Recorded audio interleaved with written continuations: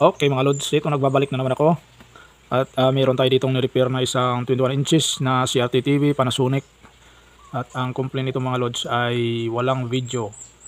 So sa isa itong video kihan mga lods. Minsan may video tapos unti-unti siyang mawala, meron ang kanyang video. So ito, no-home service natin. Yan, nanghiram tayo ng salamin. So dyan natin makikita ang screen ng TV. Pero mayroong isa ding TV doon mga lods. So bali dalawa tong TV para sa video kaya nila. Yung isa ay na-repair ko na yan.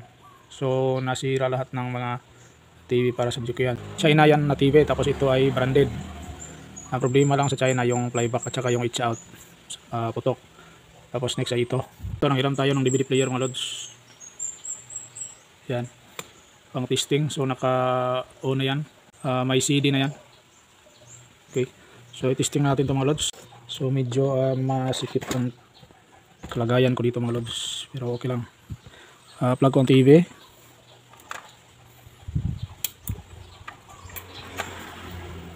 Tingnan natin doon. Mag blue. So naka video na yan. Yan. Okay. So naka video na yan. Nakasaksak na ang RCA sa audio at saka sa video. Pero walang video. Kahit naka-play na. Okay. So yon. Walang video. So ito ang problema mga lods. So yan, naka-focus na ang ating camera mga lods. At na-turn off ko na ang unit. Kasi di muna ako dito. So ito yung mga connection dito sa video. At sa dalawang audio. Ito yon. So ang connection dito. Ito ay video out. Ito ay audio out. At isang audio out. Dalawa kasi left at right yan. Ito yung out. Tapos ito yung mga video in. Audio in at saka audio in. Tapos ground. So ito yung connection ng galing sa DVD player na ginamit natin. Ito yon. Tapos itong mga pins na ito. Konektado yan dito sa kabila. Lipat tayo. Bali ito sila. Konektado yan dito sa dito. Okay, so nakaparallel lang yon. Ito yung mga pins na pumupunta sa Jungle IC para sa audio at sa video processing. Ito na side. Okay. So chine-check ko dito mga lods. May video dito. Ang gusto kasi ng may-ari na dapat dito lang sa likod ang may, dito kasi sila magsaksak. So ito kasi ay sa harapan. So ito may video ito dito na side. Pagdating dito wala. So ang gagawin natin dito, susundan natin ito kasi ito yung pumapasok sa Jungle IC. Okay. So ang connection yan, pumupunta yan dito. O dyan. Tapos ay lapit natin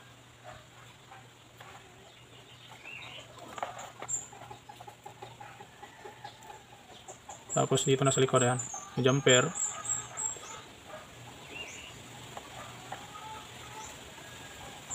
Resistor. Ayan, pumasok dito. Tika. 20, 21, 22, 23, 24, 25. So pin number 25. Tapos 26, 27. So ito ay pin number 25. So titingnan natin ang datasheet ng IC na ito mga lods.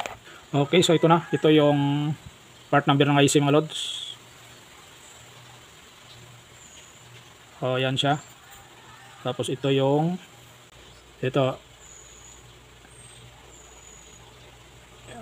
hindi yan extension video, external video.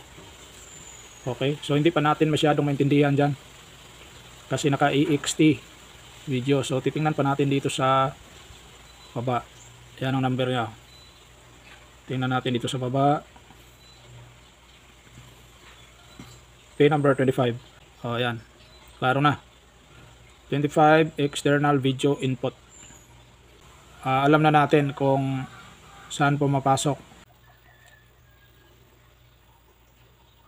Ayan, naka blow na. So tatanggalin natin ang yellow dito.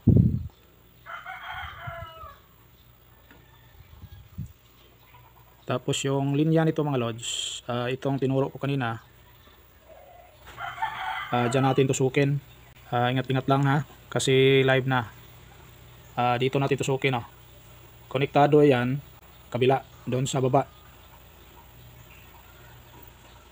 Yan, may video, oh.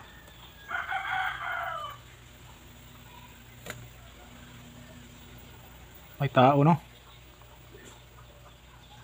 Yan, may tao. Tanggalin ko. Oh, wala, nag-blow. Tusok. So, may video. Okay. So, positive, may video dyan. Bunutin ko muna.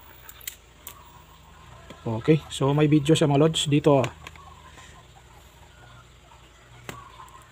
Ito. So, saan naman galing to?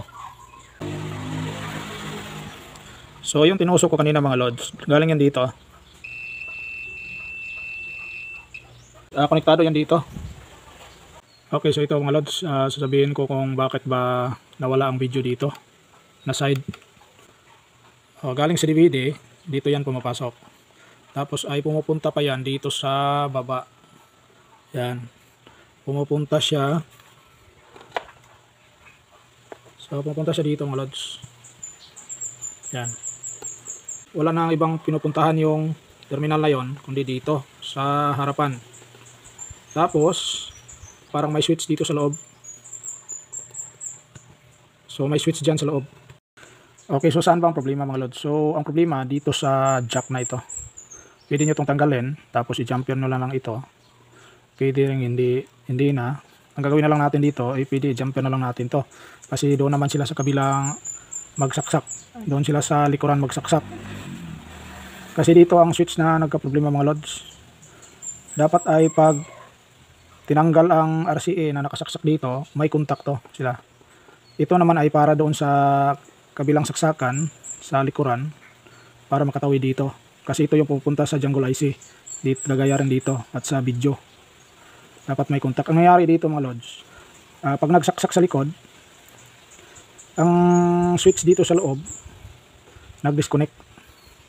Kaya hindi makatawid yung video signal dito sa kabila, which is pumupunta naman ito sa jungle IC. So yung signal dito sa video hindi makatawid sa jungle IC, kaya wala siyang video. Okay, walang problema kung dito sila sa harap magsaksak, pero ang gusto kasi nila sa likuran, tapos hindi rin nila na-check dito na may video dito sa harapan. Kasi kasanayan nila na sa likod sila magsaksak.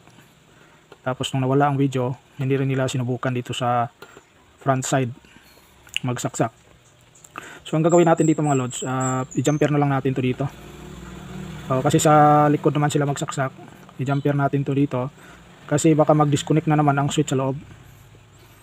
Okay, so yun lang ang solusyon dito mga lods. Napakasimple lang na solusyon.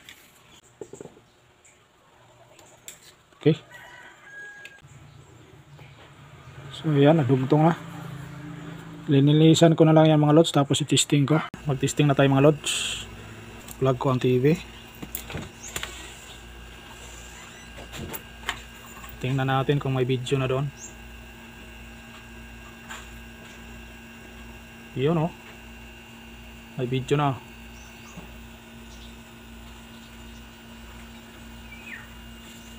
Tapos dyan nasa likod nakasaksak. So okay na yan mga lods. Wait, what? It's perfectly normal to feel confused. You just spent 120 years. It's okay, James.